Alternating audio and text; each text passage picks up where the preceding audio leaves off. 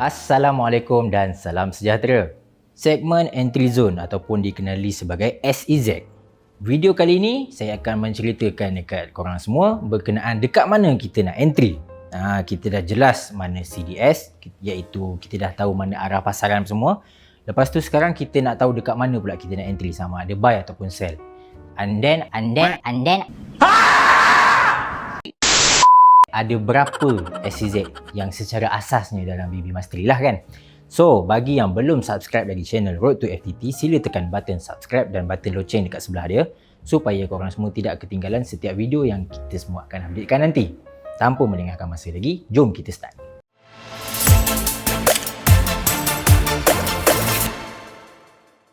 Apa itu SEZ? Okey. Ia merupakan kawasan atau zon untuk kita melakukan dagangan buy ataupun sell. Secara asasnya kita nak entry dekat mana pun boleh. Cuma kita guide you all untuk lebih mudah. Maksudnya kita buka kita punya MT4 tu, kita terus tahu dekat mana kita nak entry bila kita dah jelas CDS kat mana. Bagi yang belum jelas lagi pasal CDS, boleh rewind kita punya video, tengok video sebelum ni berkenaan dengan CDS. Dan datang balik dekat video ni, kita tengok dekat mana pula kita nak entry. Okey, kita teruskan. Seterusnya, SEZ itu mestilah berdasarkan CDS time frame tersebut. Entry mestilah berdasarkan CDS time frame tersebut. Maksudnya kalau CDS tu pasal uptrend, kita carilah buy. Kalau CDS tu pasal downtrend, kita carilah sell. Macam tu. Tapi ada tempat-tempat dia. Bukannya kita entry dekat semua tempat. Kita boleh pilih mana salah satu yang kita nak pilih.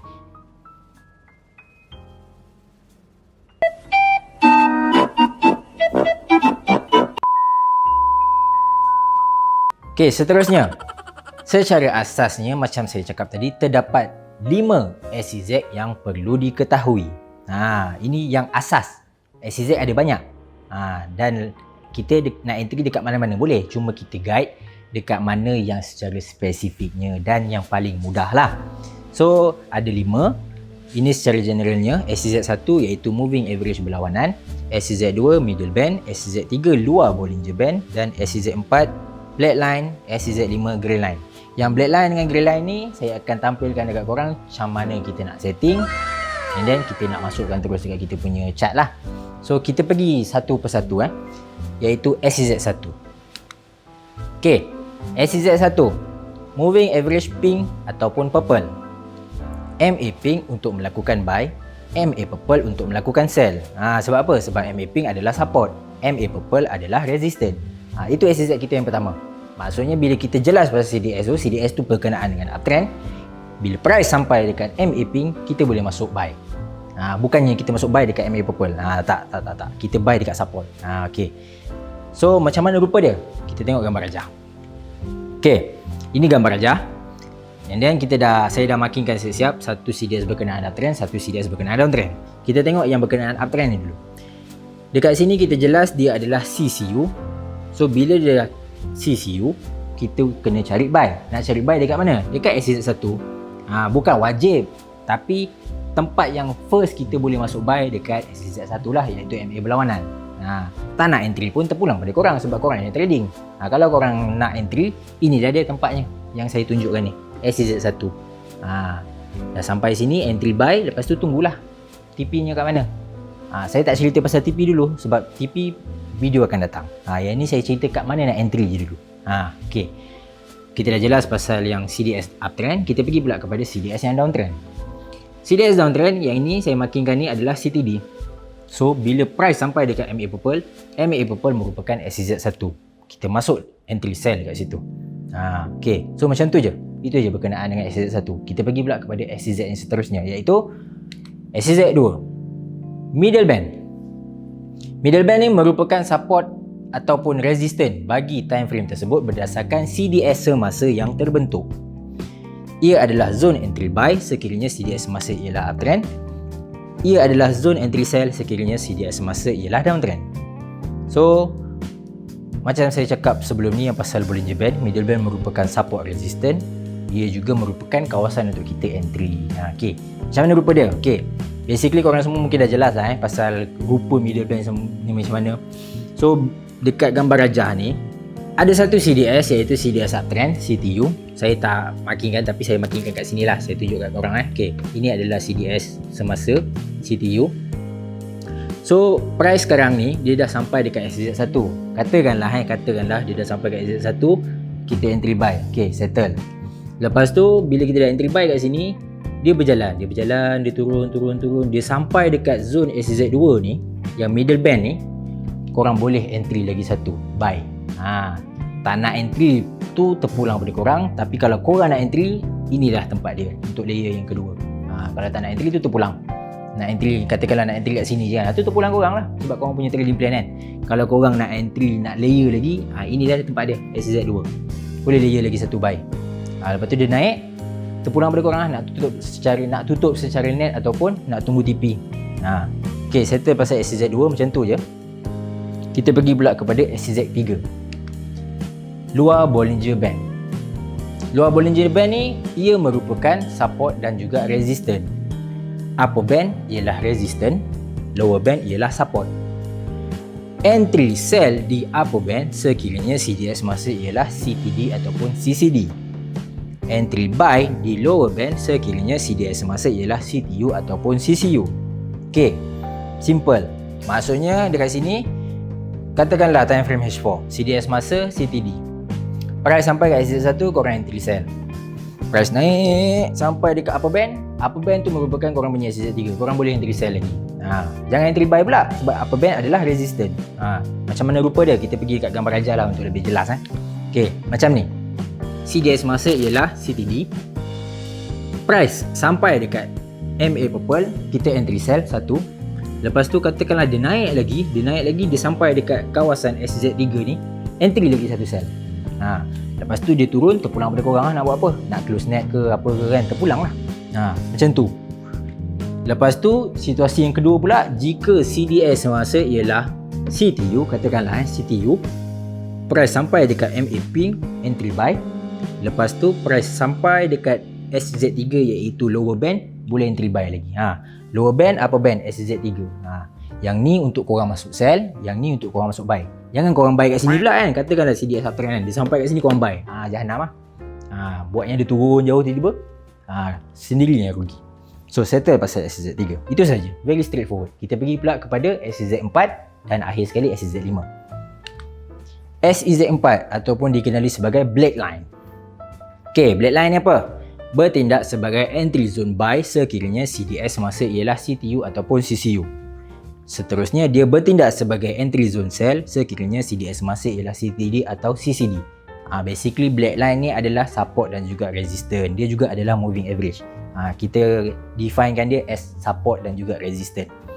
So, bila dia dekat atas CDS masa downtrend, dia bertindak sebagai kita punya tempat untuk kita entry sell. Bila dia dekat bawah CDS masa uptrend, dia bertindak sebagai kita punya tempat untuk buy. Macam mana setting dia? Okay, macam ni. Korang pergi kat korang punya MT4, pergi dekat bahagian add indicator, pilih moving average. Lepas tu dia akan keluar kotak macam ni.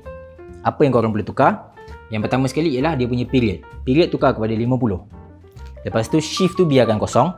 MA method. Kalau korang ingat sebelum ni korang punya MA pink dengan MA purple, korang punya MA method ialah linear weighted. Yang kali ni untuk black line ni, pilih exponential. Lepas tu apply tu ni, sebelum ni korang pakai high dengan low kan untuk MA purple dengan MA pink. Yang black line korang pakai close. Jangan tersilap. Pastikan dua-dua ni exponential, close. Lepas tu pilih color hitam. Last sekali, ketebalan garis ni pilih yang tebal, berbanding dengan MA purple dengan MA pink tadilah, sebab nak memudahkan kita untuk tengok dekat dalam chart tu. Lepas tu dah settle semua tu, tekan je OK. Tekan OK, rupa dia macam ni, macam ni. Nampak ni satu line hitam ni. Ni adalah black line. Okay, CDS masa CTU, price sampai kat CZ1 ni korang dah entry buy. Katakanlah dia dah entry buy, lepas tu dia turun, dia sampai dekat SZ4 punya zone ni, boleh entry buy lagi satu. Yang ni korang perasan dia dekat kan. Dekat ni terpulang pada korang. Korang nak entry buy kat SZ4 ke SZ2, pilih salah satu lah. Nak pilih dua-dua pun boleh, bergantung kepada korang punya pengurusan risiko. Okay, bermakna maksud saya kat sini, bila dia sampai kat sini boleh lah nak entry buy. Janganlah layer dekat tengah-tengah ni yang tak ada apa ni. Yang tak ada apa ni korang layer buatnya dia turun lagi jauh. Tak ke rugi katakanlah korang layer kat sini kan. Tiba-tiba katakanlah korang layer kat sini disebabkan mungkinlah dia tak sampai sini. Kalau dia sampai sini, yang ni apa cerita ni? Blade line kat sini, zone entry kat sini. Tak agak rugi, dah berapa pip tu rugi. Baik, tunggu je kat sini. Kalau dia sampai, alhamdulillah. Tak sampai tak apalah, biarlah. Dia tunggulah dia naik. Macam tu. So, lagi satu. Ini yang situasi macam ni. Blade line dia kat bawah. Katakanlah, satu lagi situasi CDS semasa ialah uptrend CPU ataupun CCU lah. Blade line ni duduk kat atas. Bila blade line ni duduk kat atas, price sampai dekat blade line tu, korang jangan entry buy. Sebab kita tak pernah bagi tahu kat korang semua untuk entry buy dekat resistance. Kan saya cakap blade line dekat bawah dia adalah support, blade line kat atas dia adalah resistance. So bila dia sampai kat situ, korang biar je lah. Check lah time frame besar. Mungkin tu adalah zone entry untuk time frame besar. Begitu. Okay, settle pasal blade line. Itu sahaja. Panjang sikit lah penerangan ni kan. So kita pergi kepada SCZ yang terakhir, iaitu grey line. Okay, grey line ni macam mana? Macam ni. SCZ 5, grey line. Ia bertindak sebagai entry zone buy sekiranya CDS semasa ialah CTU ataupun CCU. Dan ia bertindak sebagai entry zone sell sekiranya CDS semasa ialah CTD ataupun CCD. Basically dia punya definition ni sama dengan blade line tadi. Cuma dia punya setting je lah lain. Dan dia juga adalah support dan juga resistance. Konsepnya sama. Grey line kat atas dia adalah resistance, grey line kat bawah dia adalah support. So macam mana kita nak setting dia punya setting lah kan dekat dalam kita punya default nanti. Okay, macam ni. Bagi dekat korang punya add indicator, pilih moving average. Dia keluar kotak macam ni.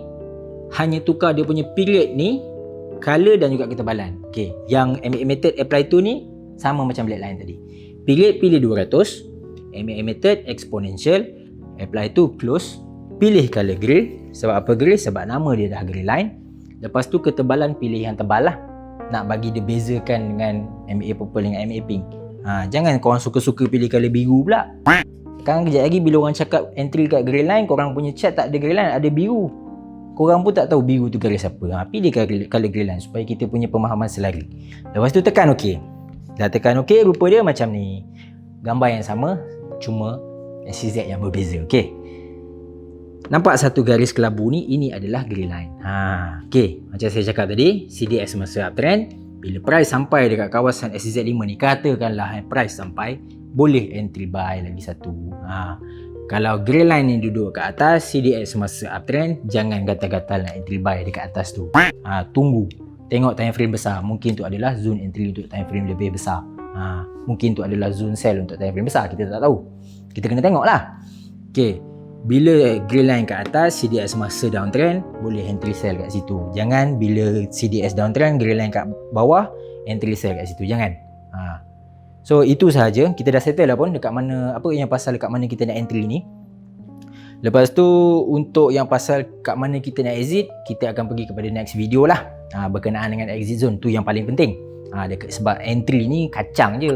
Tengok dekat tempat-tempat ni, kita dah tahu dah kat mana kita nak entry. Yang exit tu yang sebenarnya paling susah. Bukannya paling susah maksudnya kita susah nak cari, susah nak buat. So jika ada sebarang soalan pasal berkenaan SCZ ni, boleh tulis dekat ruangan komen di bawah. Akhir kata dari saya, jangan overconfident, jangan overtrade. Assalamualaikum dan jumpa lagi.